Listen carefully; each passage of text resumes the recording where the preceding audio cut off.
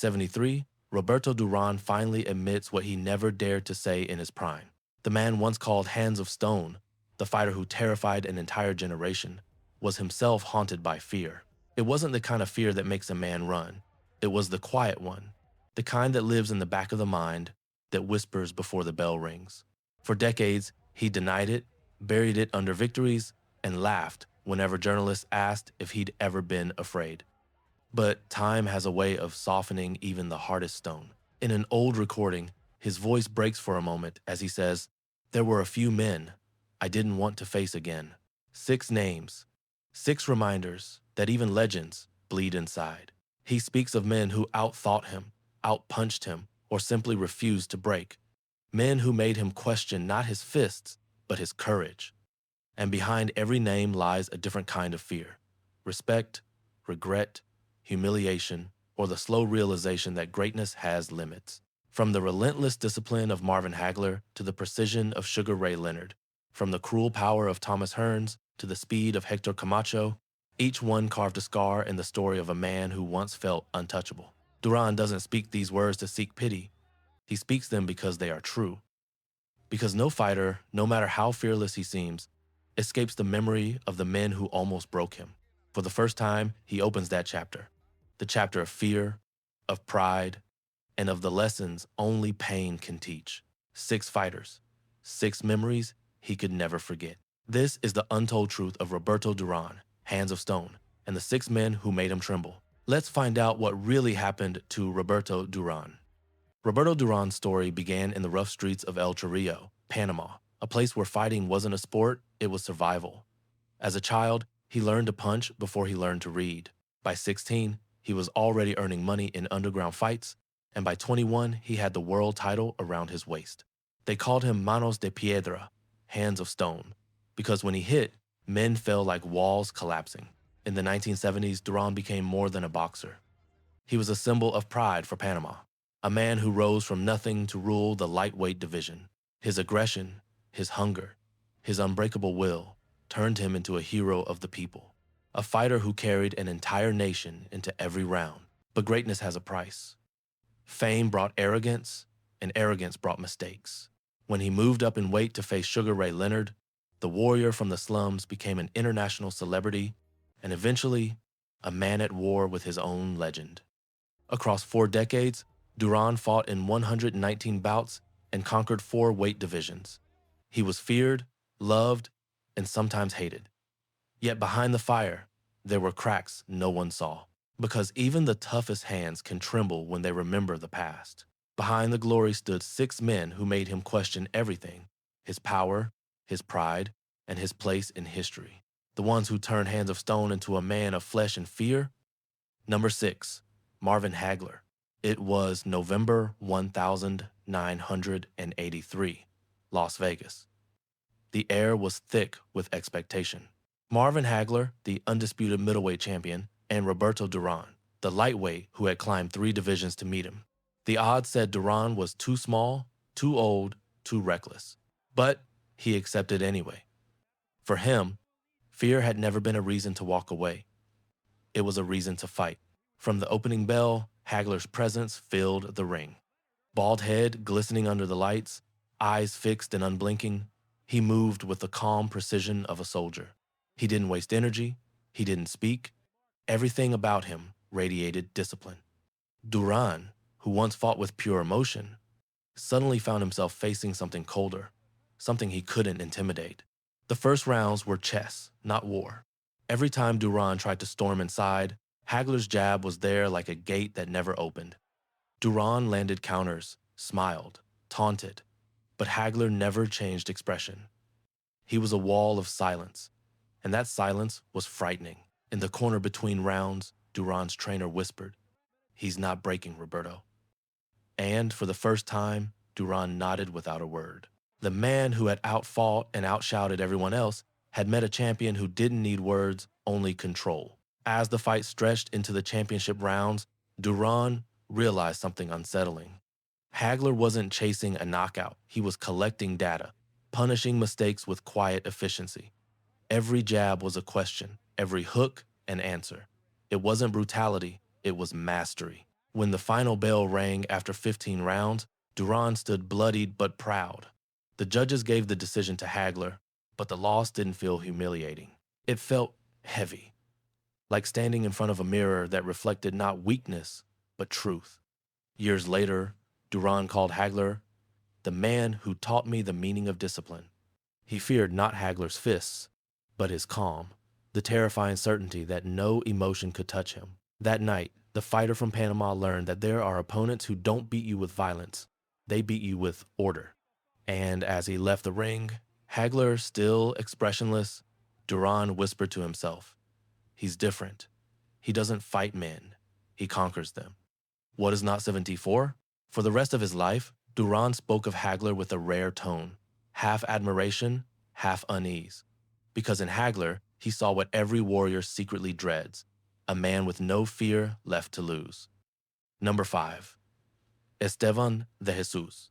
Before there was fame, before the bright lights and million-dollar purses, there was Esteban de Jesús, the first man who showed Roberto Durán that pain could come with a name. It was 1972 Madison Square Garden.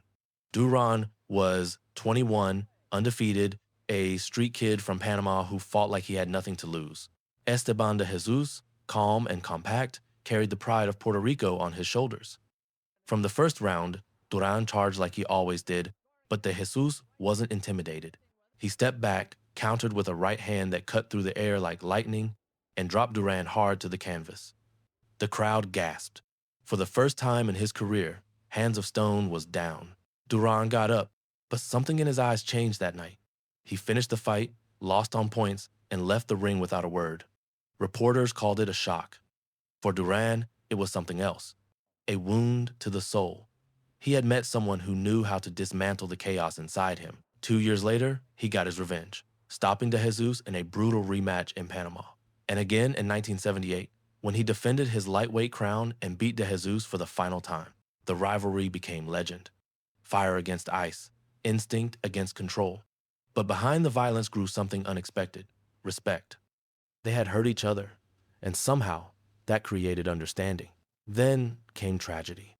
In 1980, de Jesús was imprisoned for killing a man during a traffic argument.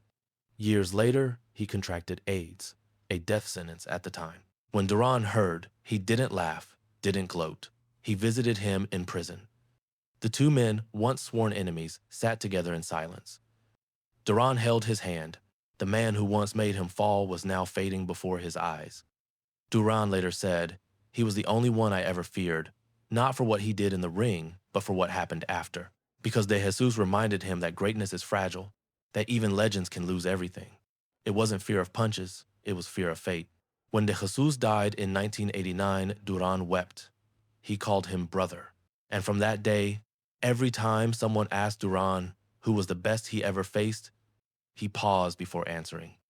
Because somewhere in his memory, the echo of that first right hand was still there, the one that taught him what it meant to fall and to forgive. Number 4, Héctor Camacho. By the time Roberto Durán met Héctor Macho Camacho, the fire had dimmed. It was the 22nd of June 1996, Atlantic City. Durán was 45 years old, fighting not for belts, but for identity. Across the ring stood a man 13 years younger, faster, louder, dripping in gold and arrogance.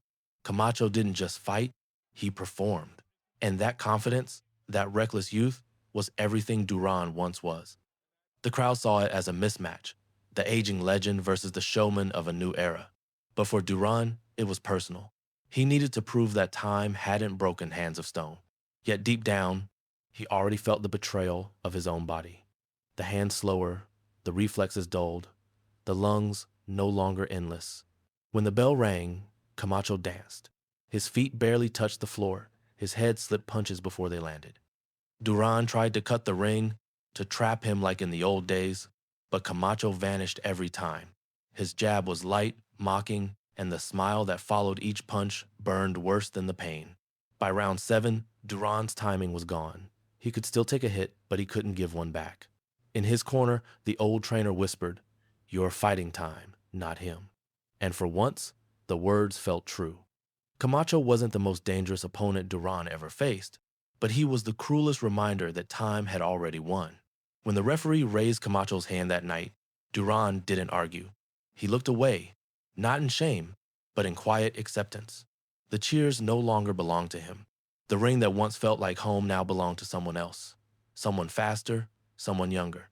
Years later, Duran admitted that Camacho represented a different kind of fear. He wasn't stronger, he said softly, but he showed me that I wasn't the same. And that realization hurt more than any punch ever could. It was not the fear of defeat, it was the fear of fading. The fear of waking up one day and realizing the crowd no longer cared.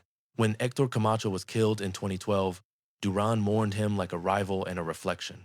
Because long before that tragedy, Camacho had already taken something from him, the illusion that Hands of Stone could last forever.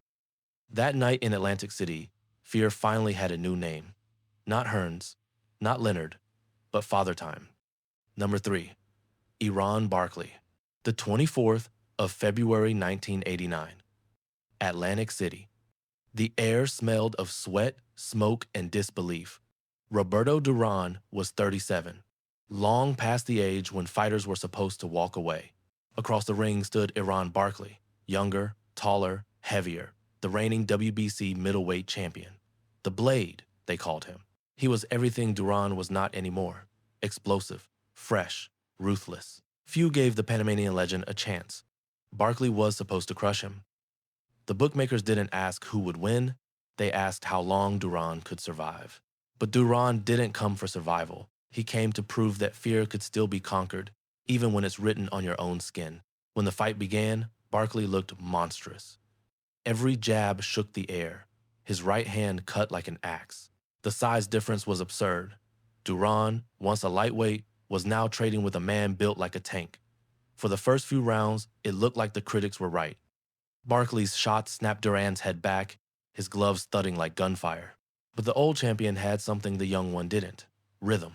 He studied, waited, then slipped inside with that street fighter's instinct. Short hooks, tight counters, cruel body shots. Round after round, the rhythm changed. Barkley's face began to swell, confusion replacing confidence. By round 10, the crowd had turned. The chance for Barkley faded into awe for Durán, the man who refused to die. Yet beneath the roar, Durán later admitted he felt fear in every breath. Not of Barkley himself, but of what the fight represented. This was his last stand, his final chance to prove that the myth still lived. He knew one clean punch could end it all. Every round was a negotiation with fate. Then came round 11. Durán slipped a right hand and unleashed a counter that stopped time. A perfect right to the chin. Barkley fell back, stunned. The bell rang moments later, and the crowd erupted. When the decision came, split, razor thin, Durán had done it. Against logic, against age, against the odds, he was champion again. But afterward, in the quiet of the dressing room, he sat with ice on his ribs and whispered to his trainer, "He scared me, not because Barkley hurt him, but because for a moment, he felt his own body trembling. He had beaten Barkley, but he had looked straight into the eyes of time and seen it waiting. For Durán, Iran Barkley wasn't just an opponent. He was the border between past and future, the last wall before decline. And though he crossed it with victory, he never forgot the terror of that night, when courage was the only thing holding him together." Number 2. Sugar Ray Leonard. In June 1980, the world watched a storm. Roberto Durán, the street-born warrior from Panama, had climbed into the ring with America's golden boy, Sugar Ray Leonard. It was more than a fight. It was class against chaos, elegance against fury. Leonard was everything Durán despised. Polished, smiling, adored. Durán called him Pretty Boy and promised to break his will. And for a while, he did. That night in Montreal, Durán fought like a man possessed. He stalked Leonard from corner to corner, turned boxing into street combat. The crowd went wild. Leonard fought well, but Durán made him human, beat him not only with fists, but with pride. After 15 brutal rounds, Durán was the new welterweight champion of the world. For one night, he had everything: the belt, the glory, the roar of the crowd. But victory has a cruel way of feeding the ego. Durán celebrated like a king, gained weight, partied for weeks, and when the rematch came 5 months later, he wasn't ready. not in body, not in spirit. The 25th of November, 1980, New Orleans. The lights were bright, the crowd restless. Leonard had learned from his defeat. He no longer traded punches, he danced, teased, smiled. He made Durán swing and miss, again and again. Every time Durán charged, Leonard laughed. Every time Durán landed, Leonard talked back. The taunts cut deeper than the punches. By round 7, Durán's rhythm was gone. His pride, too. He turned away, lifted his hands, and whispered 2 words that would follow him forever. No más. No more. The crowd was stunned. The referee waved it off. Leonard raised his hands, victorious, and Durán walked to the corner, shaking his head, not from pain, but disbelief. For decades, he refused to explain. Some said stomach cramps. Some said humiliation. But years later, Durán finally admitted, I was frustrated. I couldn't touch him. I felt powerless. Do Loxe, that word, powerless, was the one he hated most. Because all his life, Durán had been the man who imposed fear. Now, for the first time, he had felt it himself. Not fear of getting hurt, but fear of losing control. Sugar Ray Leonard didn't beat his body. He beat his pride. He exposed the one thing Durán couldn't defend, his own rage. They would meet again years later, older and calmer. They smiled, shook hands, and spoke as men, not enemies. But for Durán, the scar never faded. Every fighter has a moment when the lights are too bright, the air too thin, and the truth too close. For Roberto Durán, that moment came the night he said no más. And though he went on to fight for another 2 decades, the sound of those 2 words never left him. It was not a cry of surrender. It was the sound of a man meeting his own limits. And that, more than any punch, was what he feared the most. Number 1, Thomas Hearns. There are many kinds of fear in boxing. The fear of losing, of aging, of the crowd going silent. But there is only one kind that every fighter remembers forever. The fear of a man whose power you can feel before he touches you. For Roberto Durán, that man was Thomas the Hitman Hearns. El 15 de junio de 1984, Caesar's Palace, Las Vegas. The air was hot, heavy with money and prediction. Everyone knew it could end quickly, but no one expected how quickly. Hearns, tall and lean, stood across the ring like a weapon carved from glass and steel. 6'1", arms like whips, and a right hand that could stop time. Durán, 5'7", was shorter, older, and 2 divisions above his natural weight. He tried to smile, but his eyes betrayed something rare. Calculation, caution, maybe even doubt. He had faced power before, but not like this. The bell rang. Hearns moved first, not fast, but sharp. His jab snapped like a ruler across the air. Each one landed before Durán could react. Durán tried to close the distance, but every step forward met a punishment. By the end of the first round, Hearns had already hurt him. In the second, the nightmare began. Hearns' right hand found its mark, once, twice, and then a third time that froze Durán mid-motion. His legs stiffened. His body turned half away as if trying to escape, but there was nowhere to go. The final blow came clean. A right hand straight to the jaw that sent Hands of Stone collapsing backward. He lay there motionless, the crowd in shock. 2 minutes, that's all it took. Hearns didn't celebrate wildly. He knew what he'd done. He dismantled a legend, not through luck, but precision. For Durán, it wasn't just defeat, it was revelation.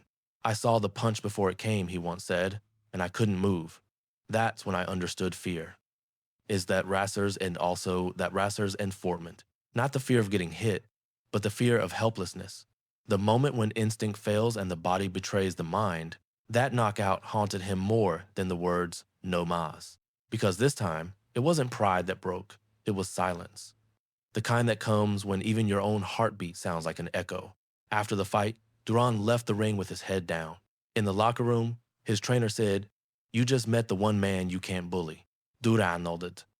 "He's not human," he muttered. "He hits like light." Years later, he could joke about almost anyone. Leonard, Hagler, Barkley, but never about Hearns. That name remained sacred, untouchable. Thomas Hearns was the only man who made Hands of Stone feel like glass. The only one who forced him to face the truth every fighter hides. That somewhere out there, there's always someone faster, stronger, colder. And in that brief, brutal night of 1984, Roberto Duran met his. When the noise fades and the gloves are hung for good, all that's left is the silence, the kind that reminds a fighter what he truly fought for. For Roberto Duran, it was never just about winning. It was about surviving poverty, pride, and the long shadow of time. He became a hero to millions, not because he was perfect, but because he never hid his flaws. He showed that even legends bleed, that even hands of stone can tremble. In the end, those 6 men did more than challenge him, they completed him. Hagler taught him discipline. De Jesus taught him humility. Camacho forced him to face time. Barkley reminded him that courage can outlast pain. Leonard broke his pride so he could rebuild it. And Hearns taught him what real fear feels like. Duran once said, "To be brave doesn't mean you don't feel fear. It means you fight anyway." Was really Tom to walking out an Oilers say. That is the legacy of Roberto Duran. Not the titles, not the numbers, but the truth that behind every punch, there was a man who refused to stop being human. Time may have slowed his hands, but it never broke his spirit. And somewhere in Panama, when the night grows quiet, you can almost hear that whisper again, the sound of gloves hitting the heavy bag, steady and defiant. Because even now, the hands of stone still echo